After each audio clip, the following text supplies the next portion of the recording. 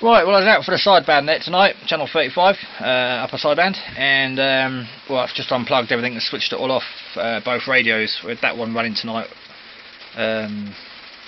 testing out some crossband repeating facility on it. And I was just getting like an S7 off just hiss on every band, every frequency, and it's definitely static. It was calm as anything up here, and then within a moment horrific wind and heavy rain, so I think I'm in the clouds. Someone else was saying they could see flashing, so I've not seen any lightning, but there's definitely static in the air, and it's obviously working its way down its feeder, well down my feeder into the radio. So to save the radios, the rain's just slowly stopping there. I've unplugged everything, switched it off. I'm not going to do it, but I'm sure if I connect the inner bit of that to the side of the van, there'll be little sparks going through it. So yeah, just a little caution to be careful, and this is why I'm not on air. I've got a handy there I could use, I suppose. That's on 149.025 receive, and then the Baofeng down there, that's just well, we'll just say scattering through at the moment. Yeah. 2 antennas on the roof, 2 radios, and they're in the middle of a storm. Why do we do this? Why oh why do we do it?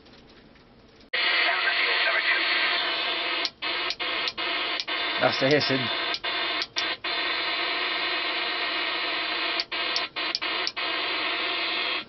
I normally get no interference at all up here, I normally get nothing at all. So yeah, it's just stopped rain. Still very windy out there, and I don't like the sound of that.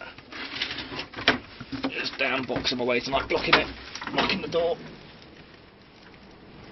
Yeah, it's still quite windy out there, but the rain stopped, so yeah. Whoa. Worried now. I'll just have a fag and a coffee for 5 minutes, I think. All back to normal now, it's working fine. I've got the clicking sound, that's why I unplugged. But people have seen the lightning, they can see it online. I've been warned it's all out in the channel, so it might come back. But yeah, tonight we were out testing this as a crossband repeater. At the moment, well, it works either way. Inputs channel 8 PMR, and the output the German channel 1 PMR. So yeah, 446093 is the input, and the output is 149.025, and at the moment I've got my standard 2 meter transceiver, which is on 149.025 to receive the repeater. It's out of band, so I can't actually transmit on this radio, but I can receive with it. So that's there on receive, about to fall over. And then if I have this radio here on PMR, I can transmit as well, anyone can transmit on PMR channel 8, and anyone in the area will hear them as normal. The advantage is this will hear them, and it will transmit further, because of my location, onto 149 megahertz. So let's see what happens. That's on 446, and you'll see this transmit probably high because it's receiving on a 4 signal, and then it will transmit with a low signal there, because this is only on 5 watts at the moment.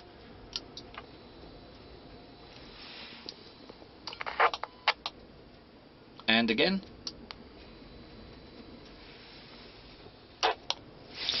So yeah, you basically, if you have a dual watch radio, the top band will be your receive on 149, and the bottom one will be your transmit on 446. And that's it. Simple and portable, great for an emergency. And in the touch of a button, returns it back to a normal radio. So that's the repeater setting or function, or for the crossband repeater on a TYT 9800. Crappy little Chinese radio, but certainly does have some fantastic facilities. Normally the antenna from that is plugged into there at home. Self-contained battery, you know, a crossband repeater that's that portable, and it's quite efficient. It seems to work okay. Haven't really used it, not gonna, but yeah, nice to know how it works. And you can see I just tested it out there on PMR channel 8, which is, you know, public, anyone can use that, and no one's on either of these frequencies, so it's quite safe for me to key up twice there briefly. No one's using the frequency. And again, this one here, if I try and key up, out of band, so I can't, you know, that's totally legal, I can't transmit out of band on that. I'm sure there's something in the settings, but I haven't looked.